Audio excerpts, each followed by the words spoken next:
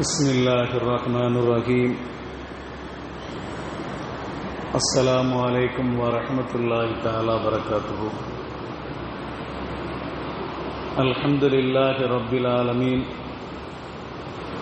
Wassalatu wassalamu ala rasulihi khatamin nabiyyin wa alihi tayyibin wa ashabi tahirin wa man tabi'ahum bi ihsani ila yaumiddin.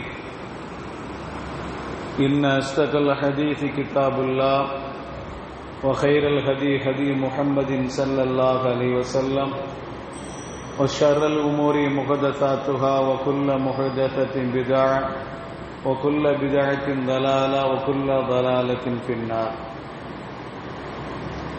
كلمتان خفيفتان على اللسان ثقيلتان في الميزان حبيبتان إلى الرحمن சுபஹானல்லாஹி வ பிஹம்திஹி சுபஹானல்லாஹில் அஸீம். சர்வ புகழும் புகழ்ச்சியும் அல்லாஹ் ஒருவனுக்கே உரித்தாகட்டுமாக. இறைவனின் சாந்தியும் சமாதானமும் கண்மணி நாயகம் ரசூலுல்லாஹி ஸல்லல்லாஹு அலைஹி வஸல்லம் அவர்கள் மீதும், அன்னாரை பின்பற்றி வாழ்ந்த சத்திய சஹாபாக்கள், தாபீன்கள், தபஅத் தாபீன்கள், வலிமார்கள், நாதாக்கள், சுஹதாக்கள், சிறப்புமிகு பெருமானார் ஸல்லல்லாஹு அலைஹி வஸல்லம் அவருடைய குடும்பத்தினர்கள் மற்றும் நம் அனைவர்கள் மீதும் என்றென்றும் குன்றாமல் குறையாமல் நின்று நிலவட்டுமாக. உயிருக்கும் உயிரான உயிரினும் மேலான ஹஸ்ரத் முத்து முஹம்மது ஸல்லல்லாஹு அலைஹி வஸல்லம் அவர்களை கனவிலும் நனவிலும் தரிசிக்கக்கூடிய பாக்கியத்தினையும், மறுமேல் அவருடைய ஷஃபாத்தை பெறக்கூடிய அரும்பெரும் நசீபையும் வாய்ப்பினையும் வல்ல ரஹ்மான் நம் அனைவருக்கும் தந்தல் புரிவானாக. ஆமீன் ஆமீன் யா ரப்பல் ஆலமீன் வல்ஹம்துலில்லாஹி ரப்பில் ஆலமீன். قال الله سبحانه وتعالى في القرآن العظيم يرفع الله الذين آمنوا منكم والذين أوتوا العلم درجات. صدق الله العلي العظيم. قال النبي صلى الله عليه وسلم طلب العلم فريضة على كل مسلم. صدق نبي الله صلى الله عليه وسلم. கண்ணியத்திற்குரிய அல்லாஹ் நல்லடியார்களே, ஷவ்வாலுடைய 3வது ஜும்மாவில் நாம் எல்லாம் இருக்கிறோம். பொதுவாக ஷவ்வால் மாதத்தில் 2வது ஜும்மா மக்தபு மதர்சா சம்பந்தமாக பேசப்படும். சென்ற வாரம் வக்ஃபு சம்பந்தமாக பேசின காரணத்தினால் இந்த சப்ஜெக்ட், இந்த தலைப்பை எடுக்கல. ஏன்னா எல்லா பள்ளிவாசல்லையும் எல்லா மதரசாக்களும் விடுமுறை விடுக்கப்பட்டு மதரசா துவங்கப்படக்கூடிய காலம் ஷவ்வாலுடைய மாதம் 2வது ஜும்மா அல்ல 3வது ஜும்மா. அந்த அடிப்படையில் தமிழகத்தில் பரவலாக எல்லா பள்ளிவாசல்லையும் மக்தப மதரசா திறக்கப்பட்டு, அரபு கல்லூரி எல்லா இடங்களிலும் திறக்கப்பட்டு நடைபெற்று கொண்டிருக்கிறது. நம்முடைய பள்ளியிலையும் மக்தப மதரசா திங்கட்கிழமையிலிருந்து பெண்கள் மதரசாவும் செயல்பட்டு கொண்டிருக்கிறது, ஆண்கள் மதரசாவும் செயல்பட்டு கொண்டிருக்கிறது. அருமையானவர்களே, எனவே அந்த மக்தப் மதரசாவுடைய சிறப்பை பற்றி, அதனுடைய அவசியத்தை பற்றி நாம் தெரிந்து கொள்ள வேண்டும். ஹஜ்ரத் முத்து முஹம்மது ஸல்லல்லாஹு அலைஹி வஸல்லம் அவர்கள் சொல்கிறார்கள், தலபுல் இல்மி ஃபரீதத்துன் அலா குல்லி முஸ்லிமின். முஸ்லிமான ஆண் பெண் அனைவர்கள் மீதும் கல்வியை தேடுவது கட்டாய கடமை என்று சொல்கிறார்கள்.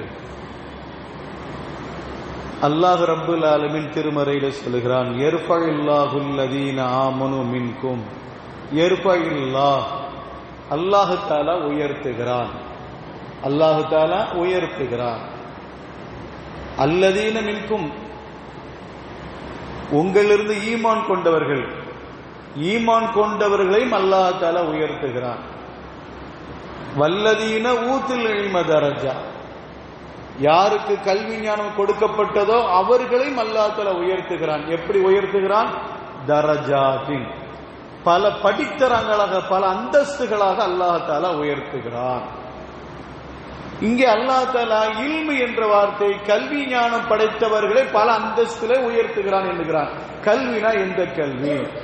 கல்வியை கற்றுக்கொள்வது முஸ்லிமான ஆண் பெண் அனைவர் மீது கடமை என்று ரசூலுல்லாஹி ஸல்லல்லாஹு அலைஹி வஸல்லம் அவர்கள் சொல்லித் தருகிறார்கள். அது எந்த கல்வி?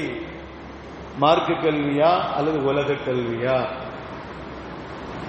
நமக்கெல்லாம் தெரிஞ்ச விஷயம் தான். உலக கல்வியும் அவசியம், மார்க்க கல்வியும் அவசியம். உலக கல்வியை நாம படிக்க வேண்டி இருக்கிறது.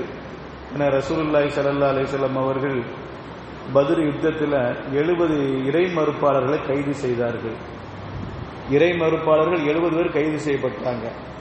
அந்த 70 பேரை எப்படி விடுவிக்கிறது ஆலோசனை கேட்கும்போது சில சகாபாக்கள் காசு வாங்கி விட்டுருவோம், இப்படி பல தடவை சொல்லும் போது சில ஹஜரத் அபூபக்கர் ரலியல்லாஹு தஆலா அவங்க சொல்லுவாங்க, அவங்கள்ட்ட இருந்து கல்வியை கற்றுவிட்டு அவர்கள் நமக்கு யாரெல்லாம் நம்முடைய சகாபாக்கள் தோழர்கள் கல்வி ஞானம் இல்லாமல் இருக்கிறாங்களோ அவர்களுக்கெல்லாம் கல்வியை போதித்து விட்டு அதன் மூலம் அவர்கள் விடுதலை செய்வோம் என்று சொன்னார்கள்.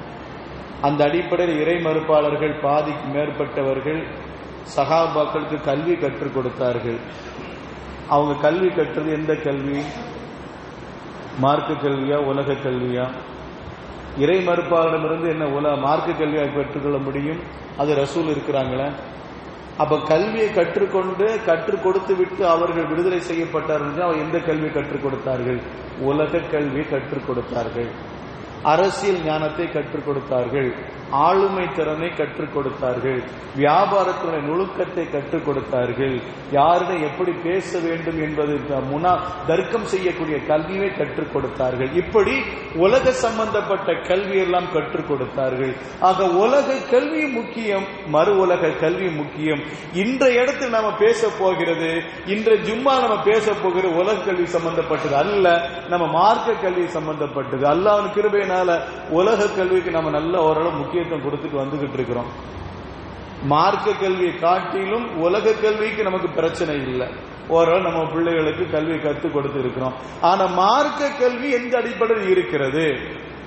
நம்முடைய பிள்ளைகள்கிட்ட மார்க்க கல்வி, குர்ஆனுடைய கல்வி, ஹதீஸுடைய கல்வி எந்த அந்தஸ்துல இருக்கிறது என்பதை ஒவ்வொருவரும் என்ன செய்ய வேண்டும்? சீர்தூக்கி பார்க்க வேண்டும்.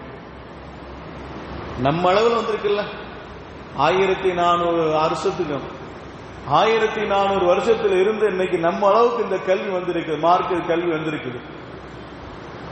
குர்ஆன் நமக்கு போதிக்கப்பட்டு கொண்டிருக்கிறது, குர்ஆனை நம்ம படித்தோம் இருக்கோம். நம்ம பிள்ளைகள்கிட்ட அந்த கல்வி போய் சேரணும். அதற்கடுத்து நம்முடைய பிள்ளைகள்கிட்ட போய் சேரணும். இப்படி கியாமத்து நாள் வரை போகணும். அதுக்கு நாம என்ன முஸ்தீக்ல ஈடுபட்டு இருக்கிறோம்? நம்முடைய பிள்ளைகளுக்கு மார்க்க கல்வியை கற்றுக் கொடுப்பதிலே நாம் என்ன செய்வோம்? முக்கியத்துவம் காட்டுகின்றோமா? இன்னைக்கு மதரசா ஆரம்பிச்சு திங்கட்கிழமை ஆரம்பிச்சு எத்தனை பிள்ளைங்க மதரசாக்கு வந்திருக்காங்க தெரியுமா? நம்முடைய பள்ளிவாசல்ல மக்தப் ஓதக்கூடிய பிள்ளைங்க ஏறத்தாழ இதுவரை 25 to 30 பிள்ளைங்க தான் என்ன செய்யுது மதரசாக்கு அனுப்பி வச்சிருக்கிறாங்க. மீதி பிள்ளைகள் எங்க போச்சு? ரமலானுக்கு முன்னாடி 55 பிள்ளைகளுக்கு கணக்கு காட்டி பரிசு கொடுத்தோம். மீதி 30 பிள்ளைங்க எங்க போச்சு? 25 பிள்ளைங்க வந்து மீதி 30 பிள்ளை எங்க போச்சுன்னு தெரியல. அருமையான அல்லாஹ் நல்லடியார்களே, ஒவ்வொருவரும் பொறுப்புதார். அந்த பொறுப்பை பற்றி மறுமையில் விசாரிக்கப்படுவார்கள். நம்முடைய பிள்ளைகளுக்கு நாம பொறுப்புதார். நம்முடைய பிள்ளைகளுக்கு குர்ஆனுடைய கல்வியை கற்றுக் கொடுக்கிறோமா? குர்ஆனுடைய கல்வியை கற்றுக் கொடுக்கிறோமா? ஹதீஸுடைய கல்வியை கற்றுக் கொடுக்கிறோமா? கற்றுக் கொடுத்தா நாம தப்பிச்சோம். நம்முடைய பிள்ளைகளுக்கு குர்ஆனுடைய கல்வியை கற்றுக் கொடுத்தா நாம தப்பிச்சோம். ஹதீஸுடைய கல்வியை கற்றுக் கொடுத்தா நாம தப்பிச்சோம். ஃபிக்ஹுடைய கல்வியை கற்றுக் கொடுத்தா நாம தப்பிச்சோம். கற்றுக் கொடுக்க வேண்டும். அறிஞர்கள் சொல்வார்கள், குர்ஆனுடைய ஹதீஸுடைய கல்வி இல்லாமல் வளர்கிற குழந்தை, குர்ஆனை படிக்காம ஹதீஸை படிக்காமல் வளர்கின்ற குழந்தை கூரை இல்லா வீட்டிலே வசிப்பதை போல. கூரை இல்லா வீட்டில் வசித்தா என்ன நடக்கும்? வெயில் காலத்தில் வெயில் சுட்டரிக்கும், மழை காலத்தில் மழை வரும். நிம்மதியா தங்க முடியுமா? அந்த வீட்டில் நிம்மதியா தங்க முடியுமா? தங்க முடியாது. அதே மாதிரிதான் மார்க்க கல்வி இல்லாத பிள்ளைகளை பெற்றெடுத்த அந்த மார்க்க கல்வி அந்த பிள்ளைகளுக்கும் பாதிப்பு, அதை பெற்றெடுத்த பெற்றோர்களுக்கும் பாதிப்பு, நிம்மதி இருக்காது. எந்த ஊர்ல மார்க்க கல்வி இல்லையோ, எந்த ஊர்ல குர்ஆன் மதரசா நடத்தப்படவில்லையோ அந்த ஊர்ல முர்தத்து அதிகமாகும். முர்தத்து மதம் மாற்றம் அதிகமாகும் என்று சொல்கிறார்கள் அறிவில் சிறந்த ஆலிம் பெருமக்கள்.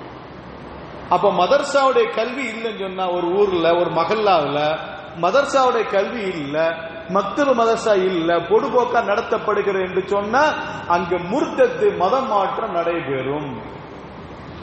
அல்லாஹ் மன்னிக்க வேண்டும். இதுவெல்லாம் இந்த மக்தப மதர்சா இல்லாதனுடைய ஒரு விளைவு. அருமையானவர்களே, இதை தாண்டி எவ்வளவு விளைவுகள், மார்க்கத்தில் எவ்வளவு பிரச்சனைகள் அவர்கள் சந்திக்க வேண்டும்.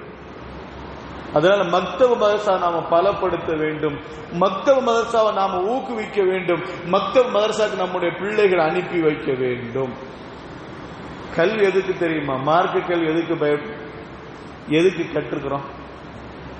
இந்த மார்க்க கல்வியை கற்கிற நோக்கம் என்ன தெரியுமா? மறுமையில அல்லாஹ்வை சந்திக்கின்ற பொழுது குர்ஆனை படிச்சுக்கிட்டே அப்படி மேல ஏறிக்கிட்டே இருக்கணும். படித்தரங்கள். நம்ம கல்வியை கற்க நோக்கம் என்னங்க? குர்ஆனை படிக்க நோக்கம். நம்முடைய பிள்ளைகளுக்கு குர்ஆனை படிச்சு கொடுக்கிற நோக்கம் என்ன? நம்முடைய பிள்ளைகளுக்கு எத்தனை சூறாக்கள் தெரிகிறதோ, குறைந்தபட்ச மார்க்க கல்வியை படிக்கக்கூடிய மக்தப மதரசால படிக்கக்கூடிய ஆரம்ப நிலையில படிக்கக்கூடிய பிள்ளைகளுக்கு குறைந்தபட்ச 10 சூரா மனப்பாடமாக இருக்கும். அலம் தர கைஃபில் இருந்து குல்லவுது பிரபின் நாஸ் வரை எக்ஸ்ட்ரா அதிகமா ஒரு சூரா அல்ஹம்து சூரா, ஆக மொத்தம் 11 சூரா. 11 சூரா பிள்ளைகளுக்கு மனப்பாடம். இந்த எல்லா சூறாக்களுடைய மொத்த வசனங்கள் எத்தனை இருக்கும்? ஏறத்தாழ குறைந்தபட்சம் ஒரு 50 வசனங்கள் இருக்கும். 50 வசனங்கள். மறுமையில அல்லாஹ் தஆலா சொல்லுவான், நீங்க குர்ஆனை ஓதிக்கொண்டே முன்னேறுங்கள் என்று சொல்லுவான்.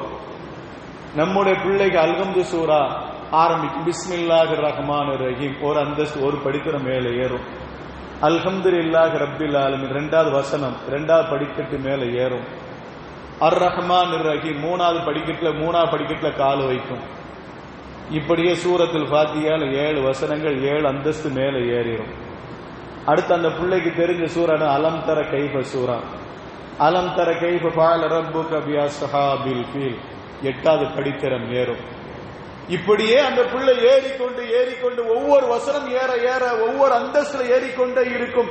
ஒரு அந்தஸ்து என்று சொன்னா நாம் விளங்கிக் கொள்ள வேண்டும். நாம் அந்த ஊர்ல நம்ம வீட்டுல மாடி படிக்கட்டு ஏறுறமா இல்லைங்களா? ஒரு படிக்க ஒரு 2 படிக்கட்டு அப்படி நினைச்சிடக்கூடாது. அப்படி நாம நினைச்சிடக்கூடாது.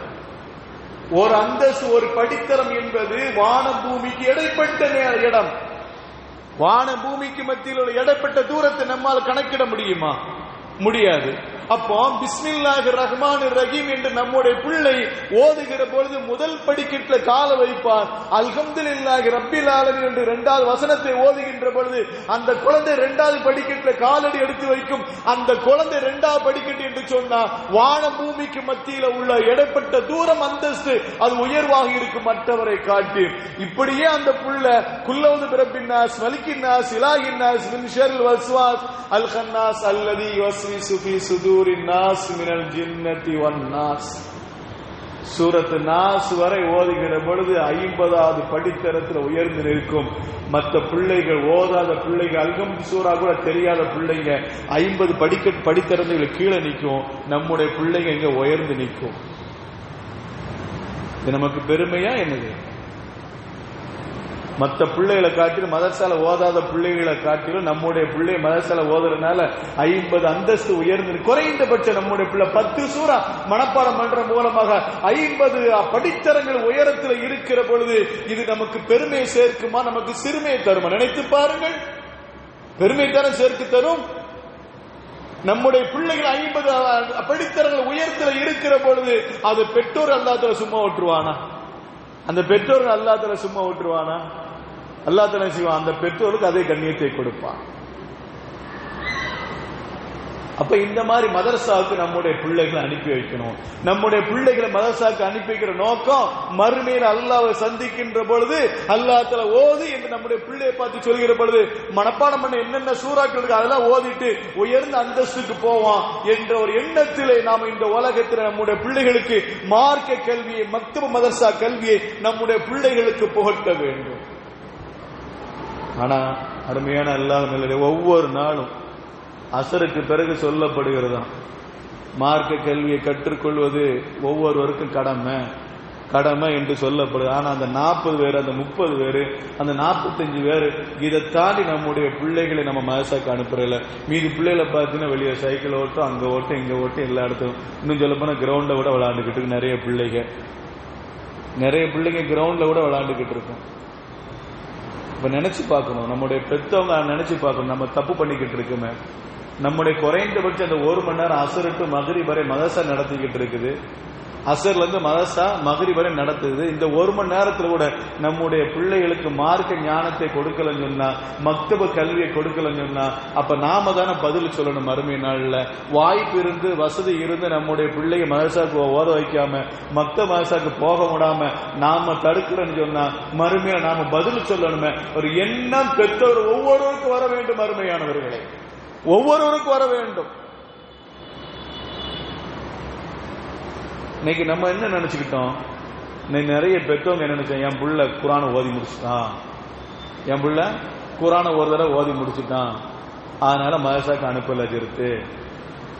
அப்ப குரான் மட்டும் ஓதி முடிச்சுட்டா முடிஞ்சு வச்சு. ஒரு தடவை ஓதி முடிச்சுட்டா அவர் அதுக்கடுத்து கல்வி இல்ல.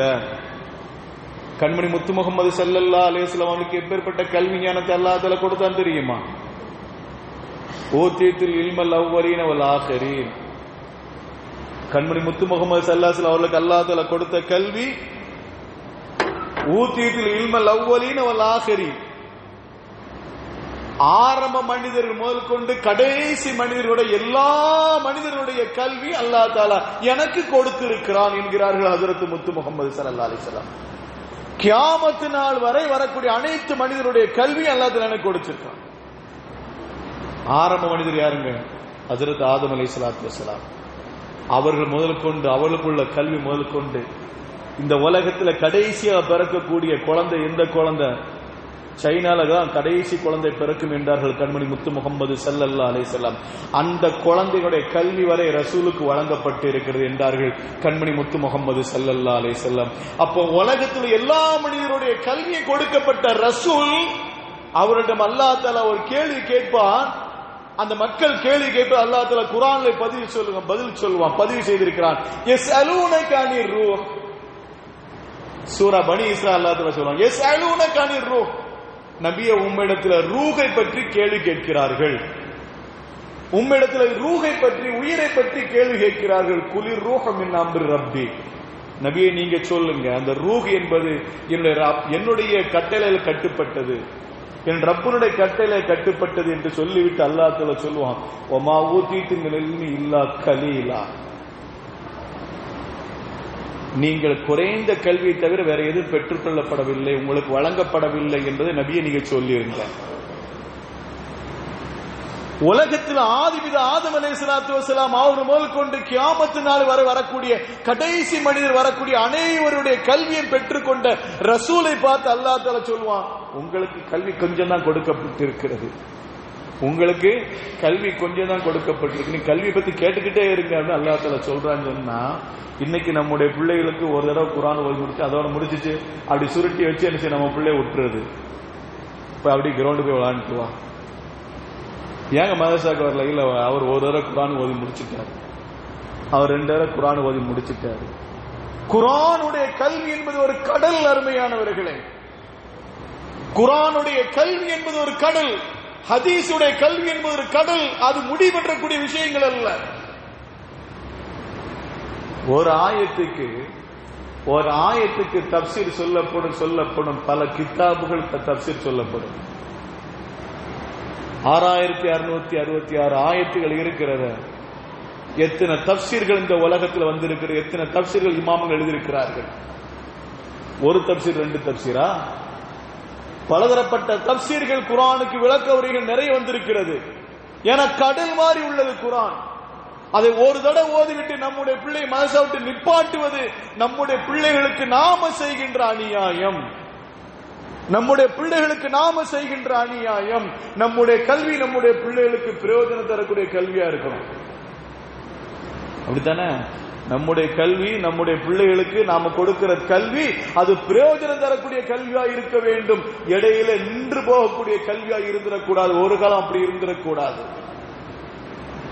இன்னைக்கு நிறைய பிள்ளைகள் ஓதிட்டு கிரவுண்ட விளையாண்டுட்டு தொழுகை விடுறாங்க. கண்ணியமான மாதமாகிய அந்த ரமலான் மாதம் கடந்து போன மாதத்துல அப்படியே விளையாட்டிலே நிறைய பேர் மூழ்கி போனார்கள். குர்ஆனை எடுப்பதை விட்டு விட்டார்கள். பள்ளிவாசல குர்ஆன் இருக்கு, அதை ஓத வேண்டிய எண்ணம் இல்லாமல் விட்டு விட்டார். காரணம் என்ன தெரியுமா? நம்முடைய பிள்ளைகளை இடையிலேயே மக்தப் மதரசாவுக்கு முறிப்பது இப்படிப்பட்ட ஒரு சூழலை ஏற்படுத்தும். எக்காரணத்தை கொண்டு முறித்திட வேண்டாம், மதரசாவை நிப்பாட்டி விட வேண்டாம். பிள்ளைகளை முடிந்த அளவுக்கு நம்முடைய பிள்ளைகளுக்கு கல்வியை கொடுத்து கொண்டே இருக்க வேண்டும், மக்தப் மதரசாக்கு அனுப்பி கொண்டே இருக்க வேண்டும். ஒரு காலம் அந்த மதரசா விட்டு நிப்பாட்ட கூடாது. அல் இல்மு மினல் மஹதி இலல் லஹதி. இமாம் கஸ்ஸாலி ரஹ்மத்துல்லாஹி சொல்வாங்க, பிறப்பிலிருந்து மௌத்து வரை, பிறப்பிலிருந்து இறப்பு வரை கல்வி என்பது இருக்கிறது என்று சொல்வார்கள். அப்ப அதுவரை தேடினாலும் அந்த கல்விக்கு முற்றுப்பெறாது, கல்வி இருந்து கொண்டே இருக்கிறது. எனவே நம்முடைய பிள்ளைகளை நாம் கல்விக்கு அனுப்பி கொண்டே இருக்க வேண்டும். கால சூழ்நிலை பிள்ளைங்க படிக்கணும். 10th பப்ளிக் இருக்குது, +2 பப்ளிக் இருக்கு, அதெல்லாம் எழுதி ஆக வேண்டி இருக்குது. அந்த மாதிரி சூழ்நிலை நம்முடைய பிள்ளைகளுக்கு ஒரு கால ஓய்வு கொடுத்து விட்டு, கொஞ்சம் ஓய்வு கொடுத்து விட்டு, அதற்கு பிறகு தொடர்ந்து நம்முடைய பிள்ளைகளுக்கு மார்க்க கல்வியை கொடுத்து கொண்டே இருக்க வேண்டும். அருமையானவர்கள், அந்த எந்த குழந்தைகள் இந்த அடிப்படையில் வார்த்தை எடுக்கிறோமோ அந்த குழந்தைகளுக்கு அந்த கல்வி அவர்களுக்கு பிரயோஜனத்தை தரும். இல்லை என்று சொன்னால் அந்த கல்வி மூலமா நம்முடைய பிள்ளைகளுக்கு பிரயோஜனம் இருக்கு. ஏன்னா நாமே முடித்து விட்டோமே, ஓதிட்டில ஒரு தடவை ஓதிட்டில நிப்பாட்டு வீட்டுக்கு நீ வீட்டுல உட்காந்து இனிமே மதரசாக்கு போக வேண்டிய அவசியம் இல்லை என்று இப்படி நாம சொல்வது அந்த பிள்ளைகளுக்கு அந்த கல்விக்கு பிரயோஜனம் இல்லாம ஆகிவிடும். அப்படிப்பட்ட கல்வி நாம கொடுக்க கூடாது. நம்முடைய பிள்ளைகளுக்கு கல்வியோடு, மார்க்க கல்வியோடு, குர்ஆனோடு தொடர்பை ஏற்படுத்தி கொண்டே இருக்க வேண்டும். அப்படி எந்த குழந்தைகள் குர்ஆனோடு தொடர்பில் இருக்கிறதோ அது அல்லாஹ்வுடைய ரஹ்மத்துடைய குழந்தை, அது அல்லாஹ்வுடைய ரஹ்மத்துடைய குழந்தை என்பதை நாம் கவனத்தில் கொள்ள வேண்டும். கண்மணி முத்து முஹம்மது ஸல்லல்லாஹு அலைஹி வஸல்லம் அவர்கள் தபூக் யுத்தத்துக்கு போயிருக்கிறாங்க. தபூக் யுத்தத்தில் கலந்து கொண்டு, ஏறத்தாழ மதீனாவிலிருந்து 800 கிலோமீட்டர் பக்கத்தில் இருக்கு தபூக் என்ற இடம். தபூக் யுத்தத்தில் கலந்து கொண்டிருக்கிற பொழுது ஹஜ்ரத் ஜிப்ரீல் அலைஹிஸ்ஸலாத்து வஸ்ஸலாம் வருகிறார்கள்.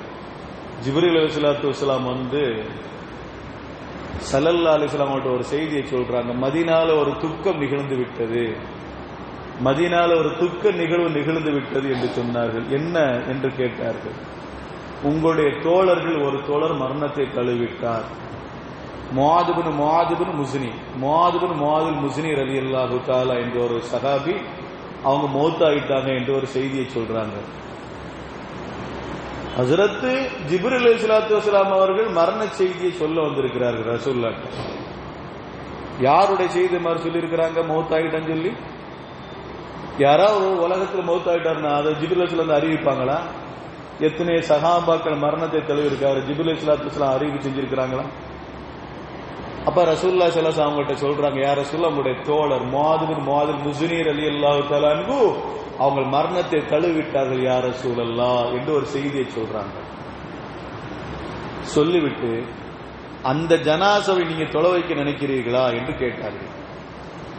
மதீனாவுக்கும் தபூக்குக்கும் 800 கிலோமீட்டர், அதை நம்ம நினைச்சுக்கணும். இப்ப மதீனாவில் இருக்கு 800 மைலுக்கு அப்பால் இருக்கின்ற அந்த ஜனாசாவிற்கு ரசூலுல்லாஹ் தொலை வைக்கணுமான்னு கேட்கிறாங்க. நீங்க தொலை வைக்க ஆசைப்படுகிறீங்களா யா ரசூலல்லாஹ் என்று கேட்க, ஆமாம் என்கிறார். ஹஜ்ரத் ஜிப்ரீல் அலைஹிஸ்ஸலாத்து வஸ்ஸலாம் அவர்கள் தங்கள் ரெக்கையை கொண்டு பூமியில அடிக்கிறார்கள்.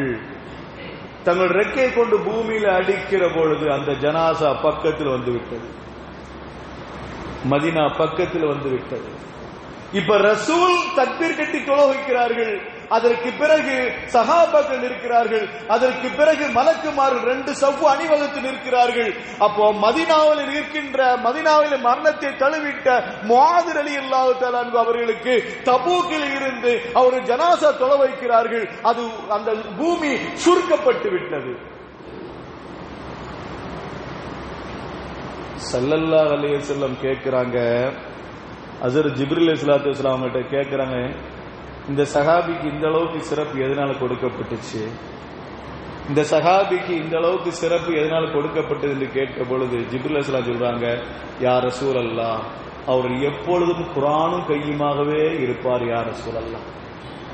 அந்த தோழர் எப்பொழுதும் குர்ஆனை படித்துக் கொண்டே இருப்பார்கள். குறிப்பாக குல் ஹுவல்லாஹு சூராவை ஓதிக்கொண்டே இருப்பார்கள். யா ரசூலல்லாஹ், குல் ஹுவல்லாஹு சூரா அல்லாஹ்க்கு பிடித்தமானது, அல்லாஹ்க்கு அவர் பிடித்தமானது, எனக்கும் அவர் பிடித்தமாகிவிட்டார், எனக்கு பிடித்தனால எல்லா மலக்குமாருக்கு அவர் பிடித்தமாக மாறிவிட்டார். எனவே யா ரசூலல்லாஹ், அவர்களுக்கு நீங்கள் ஜனாஸா தொழ வைத்தீர்கள். எவ்வளவு தூரத்தில் இருக்கின்ற 800 மைலுக்கு அப்பால் இருக்கின்ற மதீனா உங்களுக்கு தபூக்கு நெருக்கி வந்து விட்டது.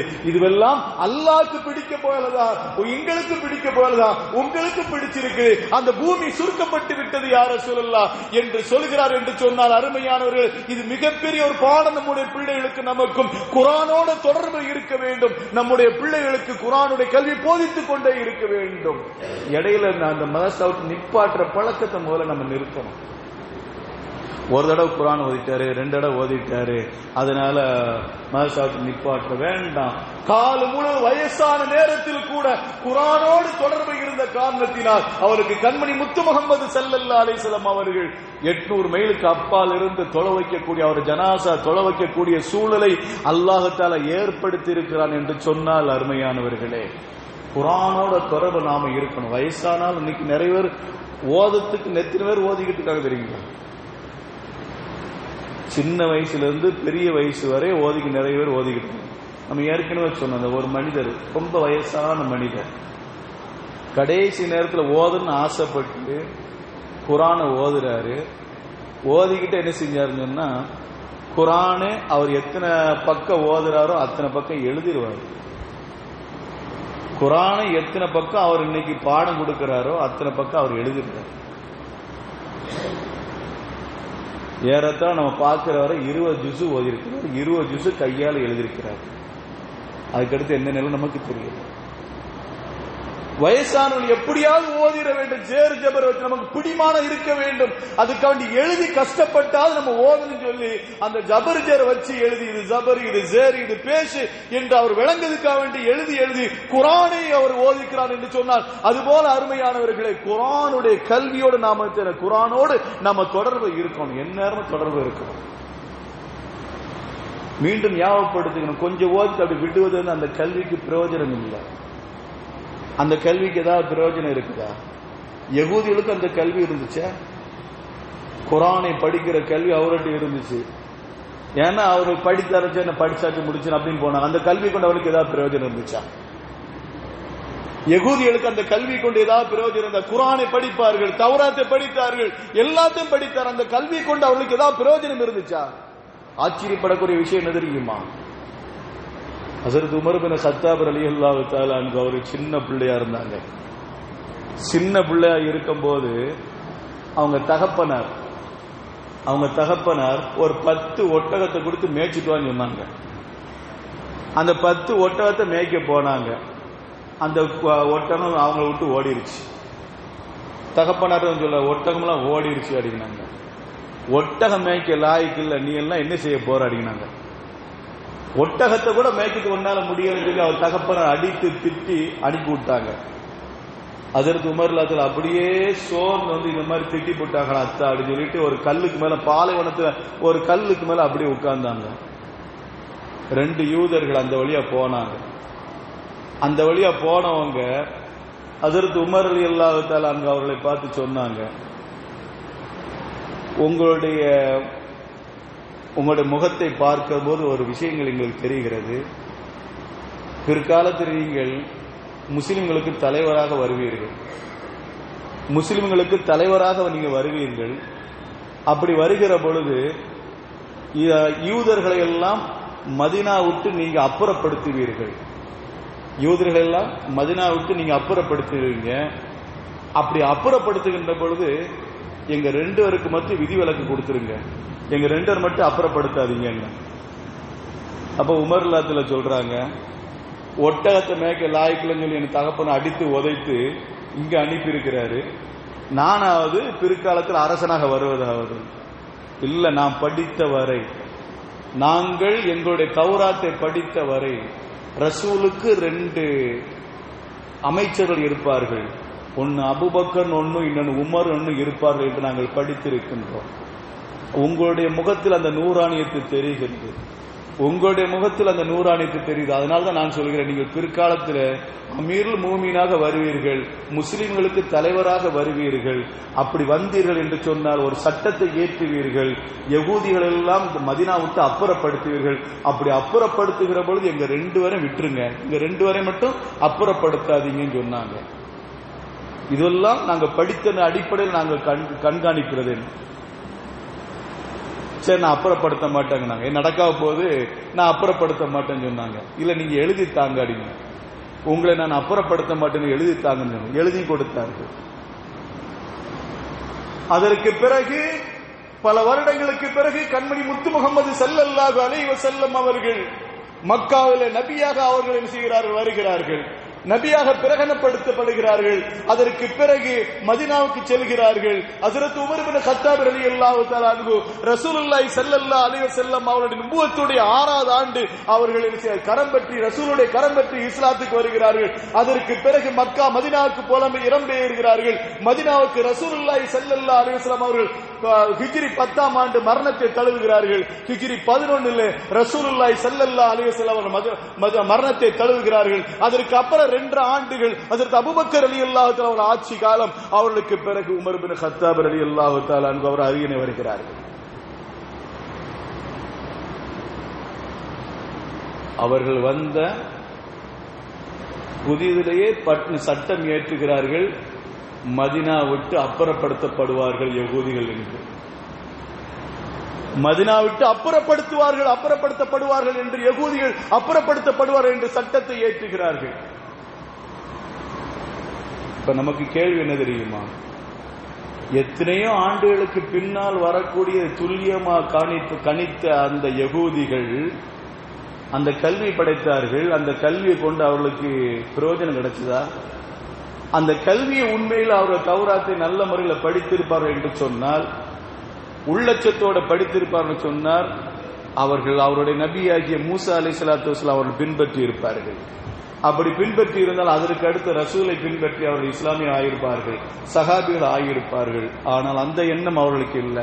கல்வியை கற்றார்கள். கல்வி தீர்க்கமாக பின்னால் வரக்கூடிய நிகழ்ச்சியை சொல்லக்கூடிய அளவுக்கு அவர்கள் கைதேர்ந்த அந்த யகூதிகள், ஆனால் அல்லாஹ்வை ஏற்றுக்கொள்ள வேண்டும், மரணத்திற்கு பிறகு ஒரு வாழ்க்கை இருக்கிறது என்பது அவர்கள் யூகிக்கவில்லை. காரணம், அவருடைய கல்வி பிரயோஜனம் இல்லை. கல்வியை கற்றார்கள், பிரயோஜனம் இல்லை. அதனால தான் அல்லாஹ் தஆலா குர்ஆன்ல சொல்றாங்க, கமஸலில் ஹிமார் யஹ்மில் அஸ்ஃபாரா, ஏடுகளை சுமக்கக்கூடிய கழுதைகளை போல என்று அல்லாஹ் தஆலா யகூதிகளை பார்த்து சொல்கிறான். காரணம், அந்த கல்வி அவர்களுக்கு பிரயோஜனம் இல்லை. எதுக்காண்டி சொல்றதுன்னா, நம்முடைய பிள்ளைகளுக்கு மத்த மாசால நம்ம சேர்க்க வேணும். முடிந்த அளவுக்கு எவ்வளவு நாள் நம்முடைய பிள்ளைகள் படிக்கணுங்க, அதுவரை மத்த மாசாவுக்கு அனுப்பி வைக்கணும். இடையில நிப்பாட்டுறது, பிள்ளைகளை மாசாவிட்டு நிப்பாட்டுறது என்பதெல்லாம் ஒழுக்கத்தை சிதைத்துவிட அந்த கல்வியை கொண்டு அவர்களுக்கு பிரயோஜனம் இல்லாமல் போய்விடுவதற்காண்டுதான் இவ்வளவு சொல்லித் தருகிறது. ஆக அருமையான அல்லாஹ் நல்லடியார்களே, இன்ஷா அல்லாஹ் மக்தப மதரசாக்கு நம்முடைய பிள்ளைகளை அனுப்பி வைப்போம். சாயந்தரம் அசர்ல இருந்து மக்ரிப் வரை நம்முடைய ஆண்கள் மதரசா நடைபெறுகிறது, அதுக்கு நம்முடைய பிள்ளைகளை அனுப்பி வைப்போம். காலையில 10 லிருந்து 4 மணி வரை பெண்கள் மதரசா நடைபெறுகிறது, அதற்கு நம்ம பொம்பளை பிள்ளைகளை அனுப்பி வைத்து மார்க்க கல்வியை உறுதுணையா மார்க்க கல்வியை நம்ம ஊக்குவிப்போம். மார்க்க கல்வியை ஒரு மஹல்லாவிலே சிறந்து விளங்கு என்று சொன்னால் தீனு சிறந்து விளங்கும், ஷரியத்து சிறந்து விளங்கும் என்று மாற்று கருத்து இல்லை. அல்லாஹ் ரப்புல் நம் அனைவருக்கும் கிருபை செய்வானாக. நம்முடைய பிள்ளைகளுக்கு, நம்முடைய சிந்தைகளுக்கு மார்க்க கல்வியை தங்கு தடை இல்லாமல் கற்கக்கூடிய நசீபையும், அந்த மார்க்கத்தில் நிலைத்திருக்கக்கூடிய நசீபையும் தந்தல் புரிவானாக. வாஹிரு தஅவானா அல்ஹம்துலில்லாஹி ரப்பில் ஆலமீன். அஸ்ஸலாமு அலைக்கும் வரஹ்மத்துல்லாஹி தஆலா வபரகாத்துஹு.